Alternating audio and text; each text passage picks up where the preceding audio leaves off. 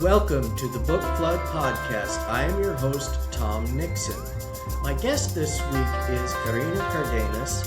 She is the curator of the Arne Nixon Center for the Study of Children's Literature at California State University, Fresno, my alma mater. Love me some Fresno State. Welcome, Karina. Hi, how are you? I'm good. How are you? I'm doing pretty good. I'm in my office. That's all good. So why don't we start with your career trajectory? How did you get to here? Well, like a lot of people in libraries, you start as a student. I'm going to school at a library. So my first job was at UC Irvine's libraries as a facilities student assistant. But I got to really see the behind the scenes of a lot of different departments, and I even got to see like the archives, and that was when kind of I started my curiosity with the libraries. And as I went into my master's program in history, I started a student assistant position at Cal State LA's Special Collections and Archives. And I just continued growing my skills with working in libraries. I really enmeshed my own original research with the archival tasks I was doing. So it wasn't just a job to me. It was really something I very felt passionate about just in my trajectory. And yeah, my mentor, the head of special collections and archives at Cal State LA, Azalea Camacho, really motivated me to go into libraries and do the library school program and get my master's in library and informational science. And ever since I started working at Fresno State's Special Collections and Archives for around 4.5 years. And that was a position that made me really learn more of the ins and outs, the intricacies of being a full-time staff member of a library. And I was working on my library degree as I was doing it. So I was getting a lot of hands-on experience and got my degree. And now I'm in this current position as the Special Collections librarian at the Arne Nixon Center. So I've basically worked my way from the bottom to. Nice. So sort of a side note, I started my library career just down the road from where you started yours. I worked as a student assistant in the then Chapman College Library. In Orange County, in the city of Orange. Yeah. Now Chapman University now looks very different, but yeah, same kind of thing. Yeah. So you are at the Arne Nixon Center for the Study of Children's Literature. What does the center do? So we're a special library, so a little bit different so my background is a lot often with campus history, university history. So this special collection is just children's literature.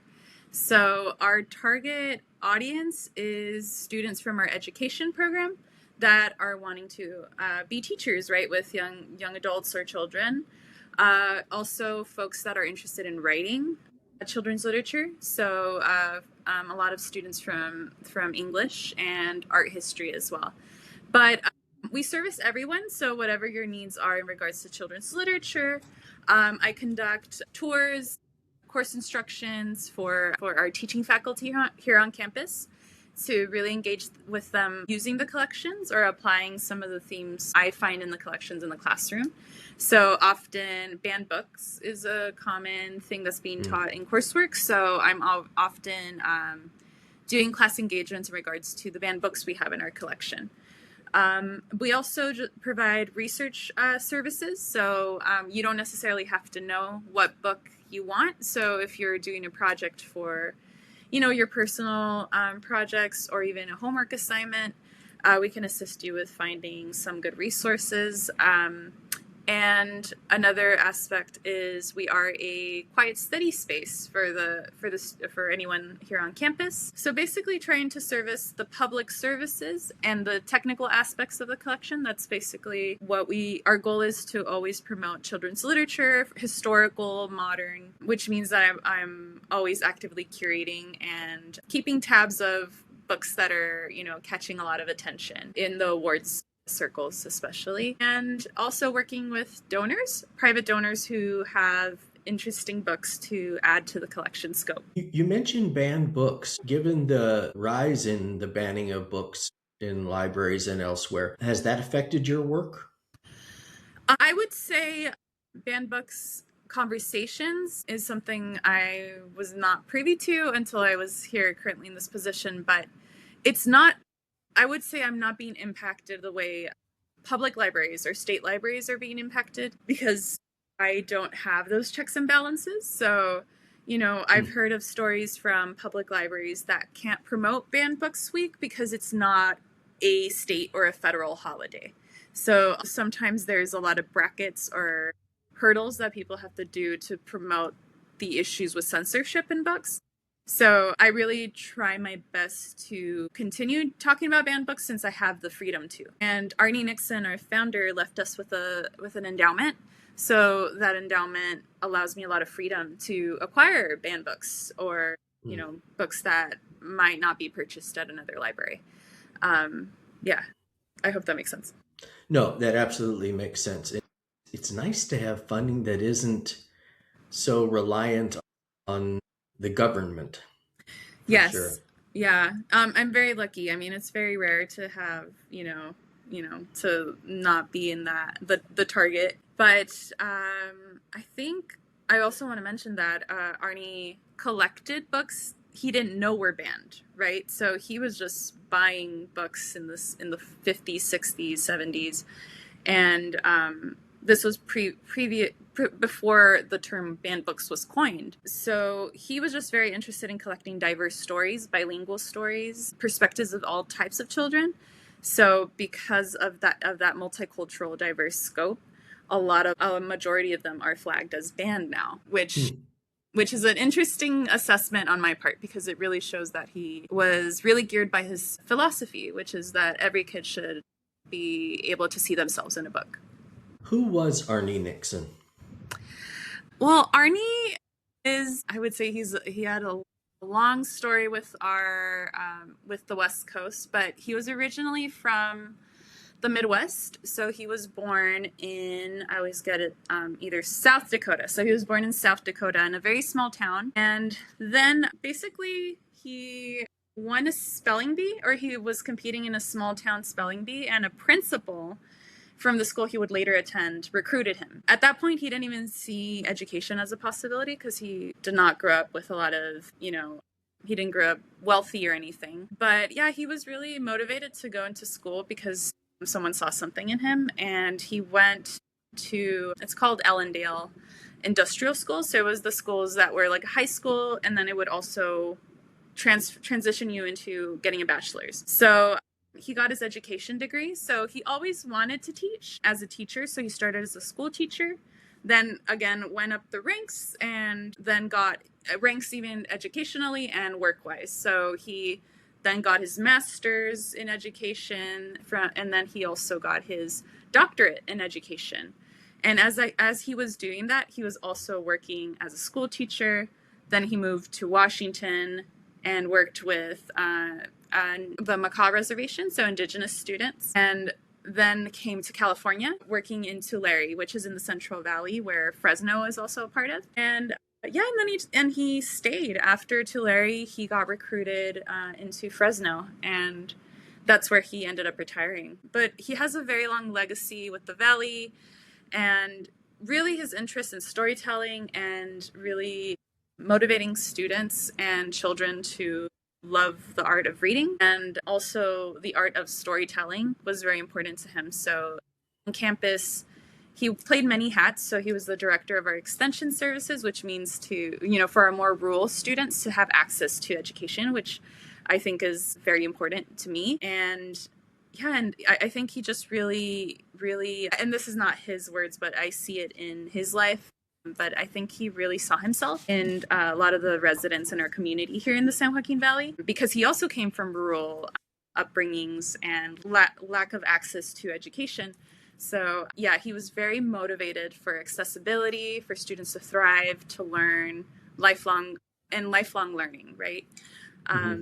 But he basically, just from all his adventures of traveling and storytelling across the valley, he collected up to around 22,000 books.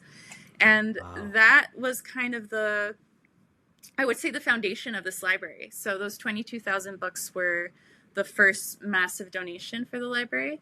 And now it's grown into around 60,000 books or so. Yeah, but he was a wonderful, started as a teacher, principal, director, and then a director professor on campus. But still, he always found his way into the classroom, so he would still often be sought after for elementary school students to read.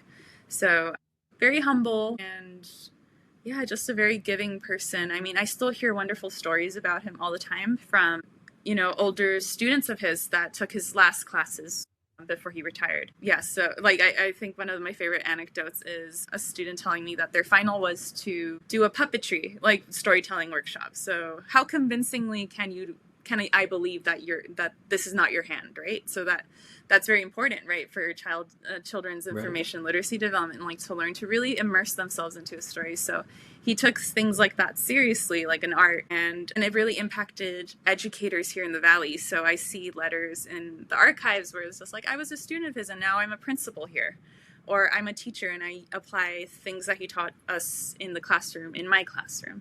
So his legacy is a little bit quiet, but I see it in the Valley. I suppose I should mention that, as far as I know, I am not related to him. I know we might have to do some digging. Families both come from the Midwest, but different Midwests. Mm-hmm. Yeah, and he was Finnish, if you are Finnish as well. Interesting. His name was not originally Nixon. I think through the immigration process, they've simplified the names a bit. So I think the full name was Nikkunen, Nikunen. Yeah, but yeah, it's interesting because, he was Finnish, first generation Finnish. So he spoke Finnish as well. So if you go back far enough, my family is from that neighborhood, but not from Finland. Mm. And X is, here I go, I have a master's in linguistics. So an X is an odd thing to have in a name. Mm-hmm. Mm-hmm. So you almost always know that somewhere your name was spelled differently. Mm-hmm. Mm-hmm. All right. But mine was spelled in a different direction than his. Yeah. So what does your typical workday look like? I would say I would say I have a non-typical librarian job, but I wouldn't say it's chaotic. But I have the center open for the public part of my days. So a lot of it is having the door open and making sure that if there's walk-ins, we assist them. It ranges. So sometimes, it's a professor that has a specific book in mind. Or more commonly, it's students that are curious about what we do. And that's my role, is that to make them feel comfortable to ask all the questions they want. So sometimes just doing the walk-ins. I have a few projects going on, so that means project management, so checking in on how our projects are going. One of the projects is the Arne Nixon Center has a exhibit on Arne's legacy, and we're working on digitizing it, so making it a digital exhibition. So if you're not able to come in person, you have access to that information. So that's a project I'm working with our digital services team to put it on a platform. So a lot of collaboration happens since I'm the lead and the sole staff person of the Arne Nixon Center. So it helps to just, be a team player with the rest of our library colleagues. Another, day in the life is just checking my emails like everyone and seeing if anyone has any questions in regards to research inquiries, right? Also coordinating tours and class instruction, so putting that on my calendar. Outreach is also something I do as well. So, what good is a library if people don't know about what we have? So, for example, this Wednesday is the Young Writers Conference, which is a conference for young adults and teenagers, basically, to submit their writings for a competition, and then they are awarded on Wednesday, and they receive their award, and it's on behalf of the English department. So anyways, but that's for me a perfect way to approach possibly future Fresno State students, right, to know of our collection, especially if they already have a love for writing. Right. They can already know that we're a resource. So that's a place I like to outreach.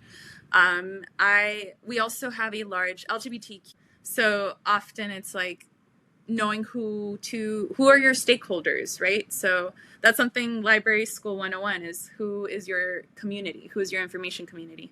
So with our LGBT young adult collection, I try to really echo that collection with LGBT students.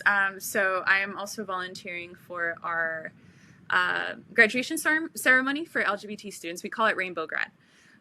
So that's another opportunity to have students feel seen and heard, and also ask them what they're reading and see if we have that book in there. Yeah, so a little bit of everything. I love wearing many hats. So sometimes I'm doing outreach, sometimes I'm doing research, sometimes I'm just putting books away. So it's a very fun job if you do not like just sitting on a desk all day, because I definitely have too much, like even my desk is messy, but yeah, there's always something going on. Also planning for the fall is something coming up, because banned books is usually in the fall. So working with our library team here, especially our first year librarian, since in the fall it's usually new students come in. So we want to really show them what we have in regards to our collections, but also introduce concepts being taught about once they're starting their curriculum here. So that's one thing we're planning. A lot of technical service projects, which is always harder to market to people. I love doing technical work. So, for example, cataloging books is a major thing, right? So we're working with a cataloger to catalog more of our original older books. So books that are a little bit harder to find on the internet. So to really show folks, we have rare books and materials you can look at. So that's a part of the technical work. And another project that I have yet to start, but it's on my list of things to do, is to assess our books that range in usually the late 1800s, early 1900s for arsenic. So noting the emerald green notes in books and bagging them up and making sure that they're secure on the shelf. So yeah, so the job ranges a lot. Oh, and aside from that, I also read books. So I'm part of it's called the Diverse Book Finder, and it's a wonderful resource for folks that are reading books to children or just reading it for fun.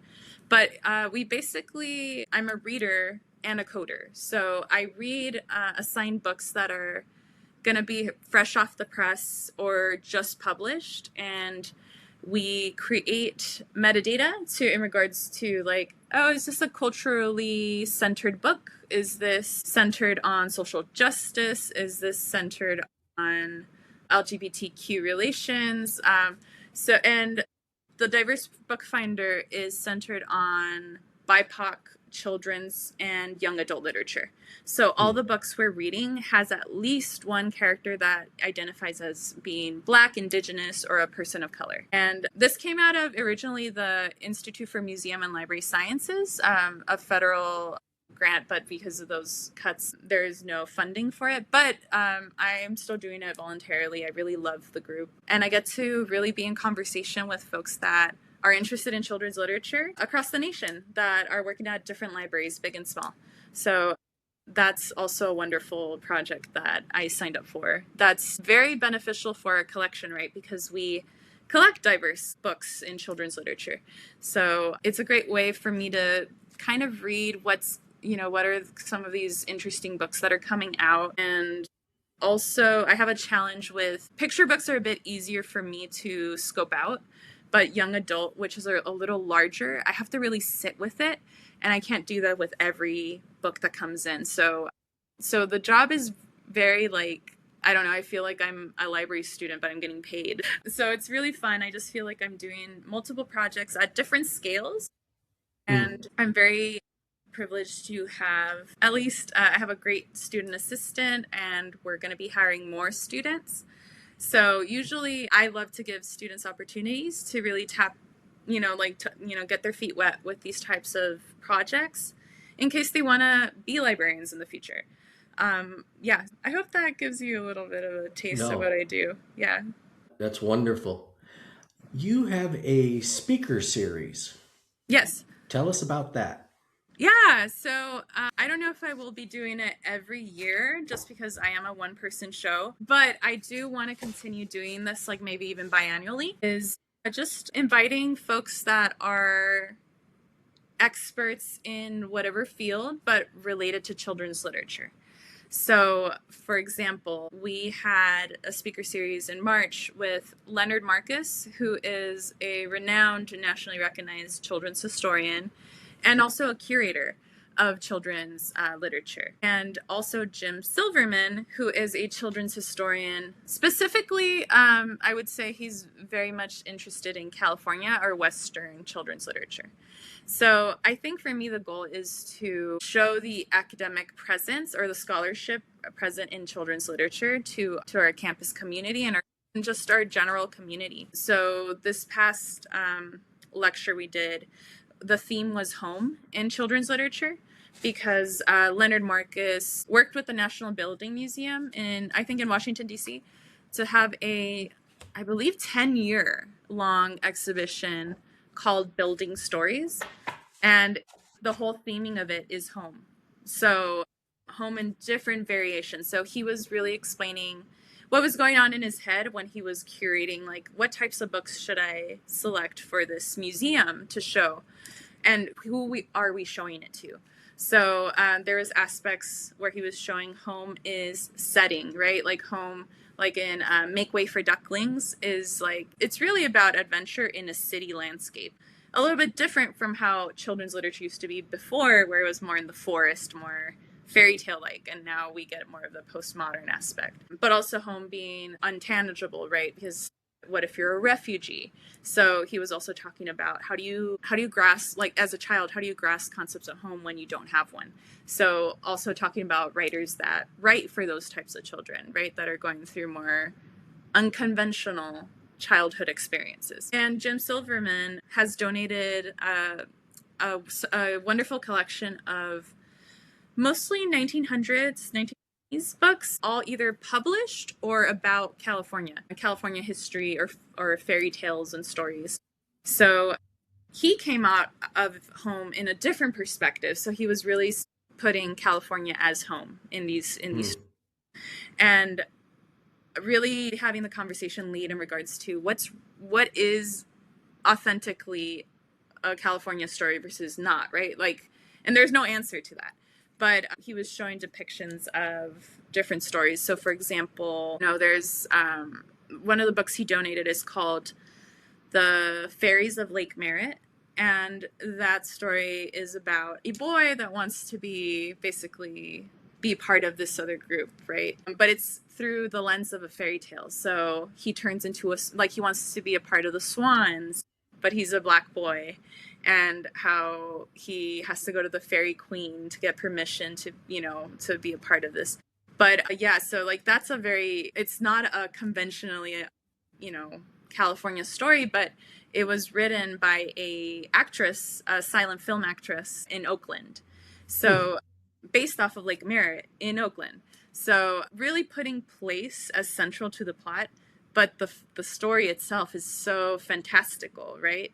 But often fantasy stories reflect a lot of human, situations. So the book really is a metaphor on death and passing. And and it was actually sponsored or published through a mortuary in the Bay Area.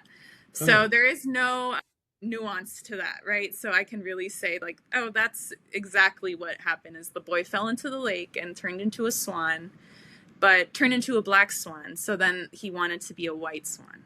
So it also tackles on nuances of race, right, at the time that were like, that's just how the world was in that time frame. So so like really, I hope that it kind of shows you like, we're bringing in speakers, but there's really so much everyone can talk about from their specific lens. Children's literature is such a huge umbrella.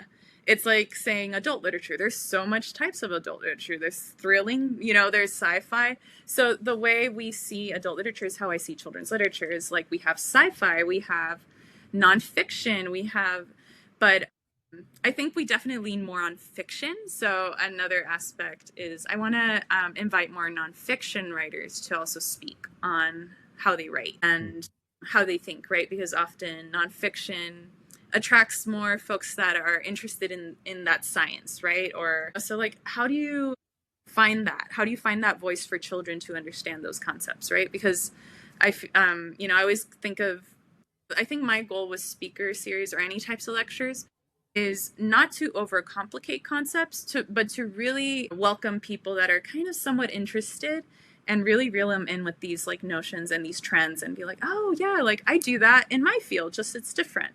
So I really want it to be where you don't have to necessarily like children's literature. You can, of course, but I also want to be in conversations with the rest of our campus community in regards to research concepts, and children's history in general is an emerging field. Because in academic circles, we didn't really put too much mind into children's perspectives in history. And, that's no one's fault. It's just the way we have treated children as secondary characters. My goal is to really emphasize that we can learn a lot from children's experiences, or also learn how children view the world, or how we used to view the world, right? We were all children. So right. Why do those things change, right? So that's something I'm always curious about.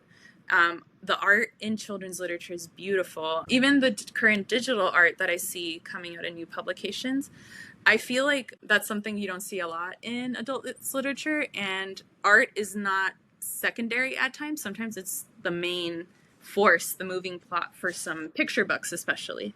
So I don't know, I think I just want to put a lot more importance into, there's a lot of thought, there's a lot of work and effort in how books are created, and also we can learn a lot from looking back at older children's books too.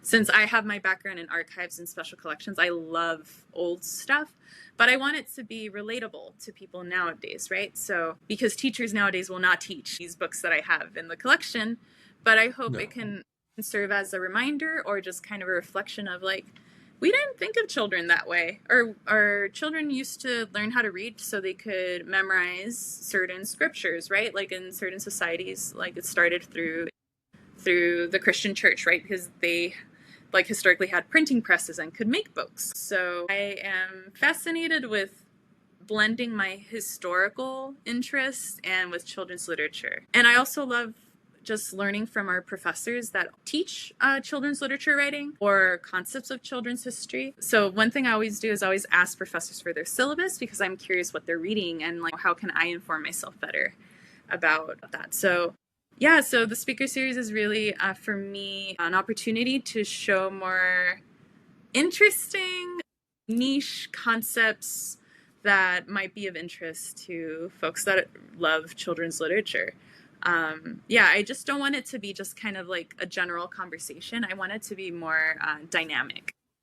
How important is representation in books and in libraries? You've talked about LGBTQ and you've talked about BIPOC. How important are having books that represent all people? I can, from my perspective, that's very important. I kind of, I always think of like, what was one of my favorite books when I was a kid, right? And one of my favorite, I had multiple, but I always think about it as Chato's Kitchen, which was by Gary Soto. I grew up in East Los Angeles in LA, and I grew up in a very Spanish dominant Mexican community. And I actually learned Spanish before English. So I was taught English in school. And Chato's Kitchen, I read in Spanish and in English. So as a kid, I don't think I realized, I was like, it motivated me to read in English because I was reading in Spanish at the time. So that's a book I really found fascinating. And Gary Soto did that to give a book for Latino kids to feel represented, right? So I think it's extremely important because if I didn't find that love for reading at a young age, I don't think I'd be here, to be honest. I don't think I would, because my parents were always working. They didn't have time to read. They would love taking me to the library, so my mom would always take me every weekend to our local library branch, El Camino Real Library in East LA. And honestly, that's where I met my first librarian. And I think I was just always around people that supported me. And I grew up in a very niche area, because I'm used to hearing from other students even. I didn't see books that reflected my experience, but I feel like I was lucky enough that I was in such a culturated space that I was able to see myself, and I felt very supported. So I think because I grew up like that. I want my collection to reflect that optimism and that love for diversity. So not necessarily sometimes you'll see banned books being like with caution tape and stuff. And for me, that's not reflective of how I see diverse books. For me, it's like almost a nostalgic sense of like the love for reading. So my goal is that people see our collections and be like, wow, it's so diverse. And a lot of these books are banned, but they're wonderful. So it really changed the current conversations that are going on. I really wanted to go back to like where this is normal, because our society is diverse, especially here at Fresno State campus. We have a large Latino community, but also a large Southeast Asian community. We also have, we're a Division I school, so we have a lot of athletes too. So, there's just a lot we can collect on that really reflects various people's, experiences. Diversity is very much needed. I love bilingual books as well, because it also envelops more interest in learning a new language. It's actually very good for your critical thinking, right? Sometimes some books won't translate it, but as you read, you understand the context, right? So I especially like challenging myself, because I speak Spanish and English, but we have Hmong books, we have a lot of Southeast Asian books, so I like to read those types of books to also put myself in the perspective of a community I'm not familiar with. So I think it's always fun to learn about different people's experiences. And, I think we're reaching an age where empathy is not necessarily a trait that we see as with great value.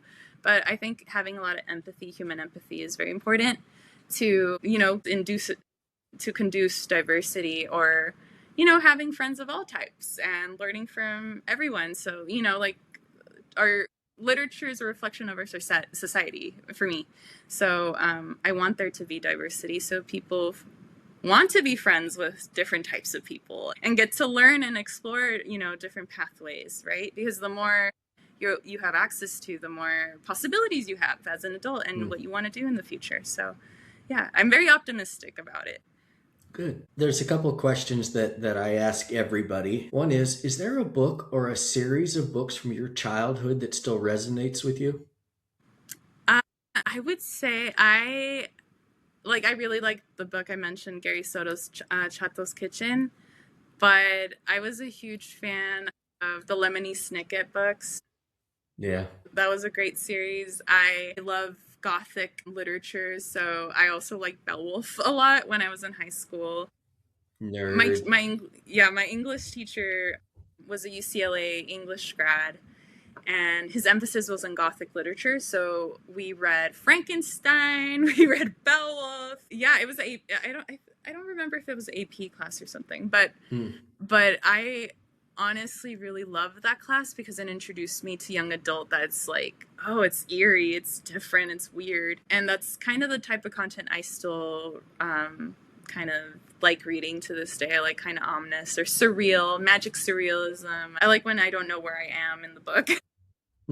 Yeah, so and I'm thinking, and I have to be honest, I did have my guilty pleasure. I did read the Twilight series when I was in high school. I feel like there should be no judgment in what you're reading. As long as you're reading, it helps in the long run.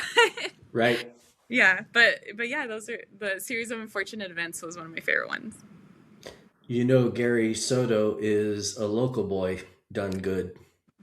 Oh, I didn't know that until I moved here. And I was just like, wow, he's from Fresno. And also, I didn't know that he started as a poet, right? Or he was already writing. So I just knew him as Gary Soto wrote my favorite children's book, So, no, and obviously in college I read Gary Soto, but I always thought of him as that. But yeah, he's wonderful. I'm working on a side project, not here at work, but where I've been able to read some of his early pressed poems, and he's wonderful. I mean, I guess my dream would be to have him as a speaker. Oh yeah, that'd be great. I had the opportunity work locally in Fresno. We have Juan Felipe Herrera Elementary School, and I had the opportunity to work with them on creating their library. Brand new school needs a library.